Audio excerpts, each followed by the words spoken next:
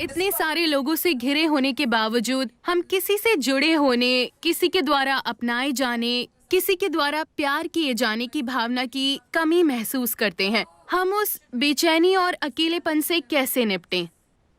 एक स्तर पर सवाल इस बारे में है कि मैं आजाद कैसे हो सकती हूँ। दूसरे स्तर पर आप पूछ रही हैं, मैं किसी चीज या व्यक्ति से खुद को कैसे बांध सकती हूँ। आपको तय करना चाहिए कि आपके जीवन में अधिक महत्व किसका है, आजादी का या बंधन का। प्लीज, मैं सुनना चाहूंगा।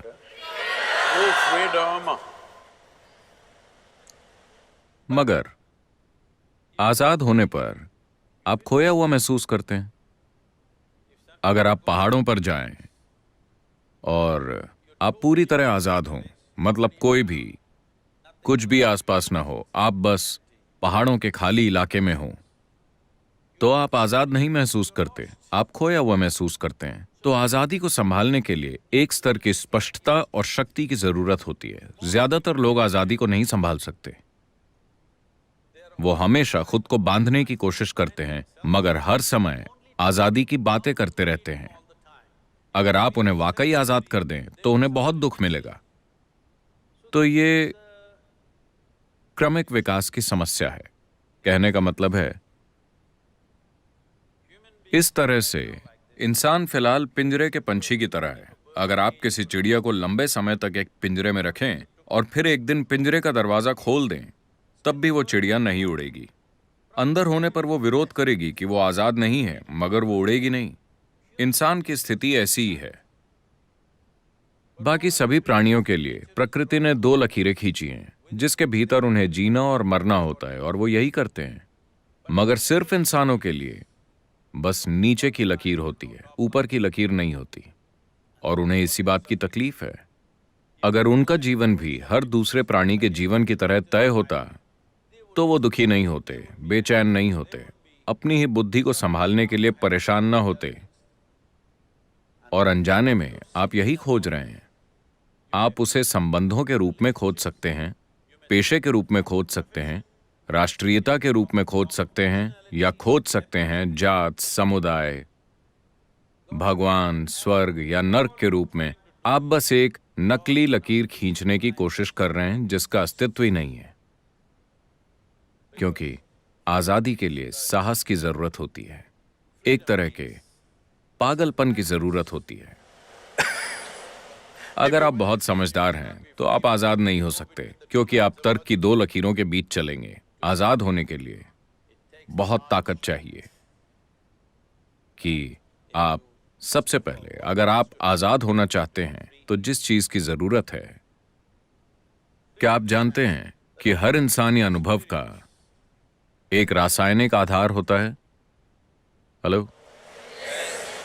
जिसे आप खुशी कहते हैं, वो एक तरह की केमिस्ट्री है, दुख दूसरी तरह की केमिस्ट्री है, तनाव एक तरह की केमिस्ट्री है, बेचैनी अलग तरह की केमिस्ट्री है, पीड़ा एक तरह की केमिस्ट्री है, परमानंद एक अलग तरह की केमिस्ट्री है, एक्सटेसी तो आप जानते हैं कि एक तरह की केमिस्ट्री है, मैंने सुना।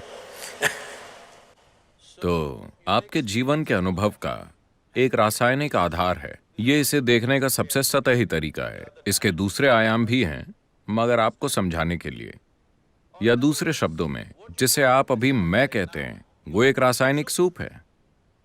सवाल बस ये है कि आप एक बढ़िया सूप हैं या घटिया सूप, है कि नहीं? अभी अगर आपके अंदर आनंद की केमिस्ट्री है,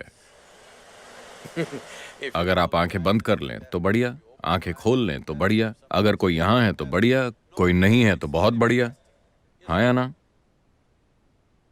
लेकिन अगर आपकी केमिस्ट्री खराब है, अगर आप उन्हें देखें और वो आपको देखकर मुस्कुराते हैं तो ये ठीक है, लेकिन बढ़िया नहीं। अगर वो आपको इस तरह देखें तो अचानक समस्या हो जाती है। अगर ये लोग बिल्कुल आपकी मर्जी से चलते हैं तो आपकी केमिस्ट्री ठीक ठाक संतुलित होती है। अगर वो कुछ ऐसा करते हैं जो आपको पसंद नहीं, तो कुछ और हो जाता है। तो दरअसल आपने इस मैकेनिज्म को ध्यान से नहीं देखा है कि इसका आधार क्या है, ये कैसे काम करता है, मैं इसे सबसे ऊंचे स्तर पर कैसे चला सकता हूं। अभी मान लीजिए आप बिल्कुल आनंद में हैं, मेरी तरह, तो क्या आपको परवाह होगी कि यहां कौन है कौन नहीं है? अगर वो आसपास हैं तो बढ़िया, वो चले गए तो भी बढ़िया, क्योंकि जीवन का आपका अनुभव अब इससे तय नहीं हो रहा कि आपके पास क्या है और क्या नहीं है। चाहे वो लोग हों या चीजें हों या भोजन हो या कुछ और हो, उनसे ये तय नहीं हो रहा। एक बार जब आपके होने का तरीका किसी बाहरी चीज से तय नहीं होता, तो अकेलापन जैसी कोई चीज नहीं होती, बल्कि आप अपने अकेलेपन का आनंद लेंगे, क्योंकि आप चाहें या न चाहें, इस छोटी उम्र में यह समझना थोड़ा मुश्किल है, आप चाहें या न चाहें, इस शरीर के अंदर आप हमेशा अकेले होते हैं, है ना?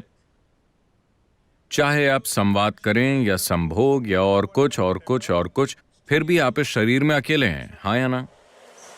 Hello? If you don't learn how to handle this aloneness, you have not learned anything about life. This is the most beautiful thing. अगर आप इस अकेलेपन को संभालना नहीं सीखते, तो आपने इस जीवन के बारे में कुछ नहीं सीखा। जीवन के बारे में सबसे खूबसूरत चीज ये है कि यहाँ कोई नहीं आ सकता, ये सिर्फ मेरी जगह है, आया ना?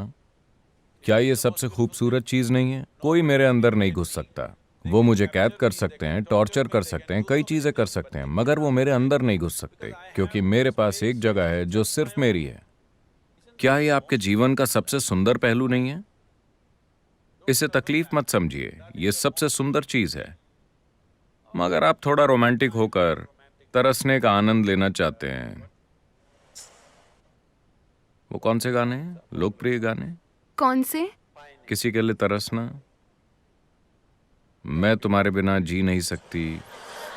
आजकल ज्यादातर गाने ऐसे ही हैं। एक गाना गाइए, पुराने वाले, पुराने मैं वाले। बहुत बुरा गाती हूँ, मैं बहुत बुरा गाती हूँ। मुझे शब्द बताइए, मैं गाऊंगा। I think Say it on the microphone.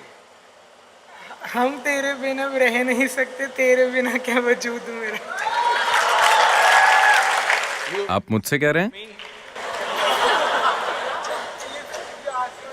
Okay, I got it. Shri Ram singer है। श्री राम, वो वाला गाना गाइए तो।